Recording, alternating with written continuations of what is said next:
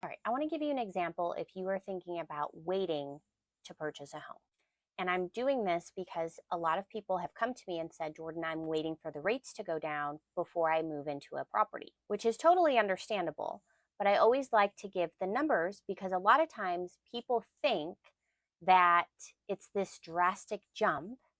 And unless the rates plummet, which I really hope they don't because we will all be screwed, this is what it looks like. So for context, I'm using this in the state of Georgia on an FHA loan. And let's start with a $300,000 home with 3.5% down at 7% interest rate. We're going to use traditional taxes and insurance and mortgage insurance. So you would look around $2,509 a month, okay? Now let's say the rates start to come down and now you're looking at the same home that you have to bid at $325,000. The rate is now 6%, taxes, insurance, all of that, okay? You're looking at $2,495 a month.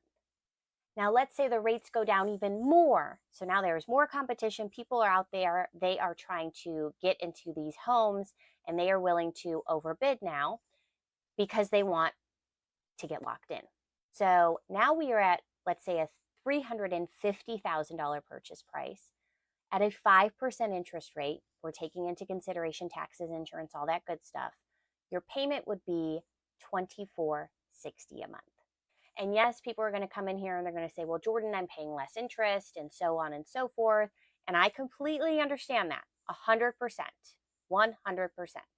But you also just paid $50,000 more for that home. So yes, you were paying more interest, but now you are $50,000 less equity than you would have, let's say, 6 or 8 or 10 months prior.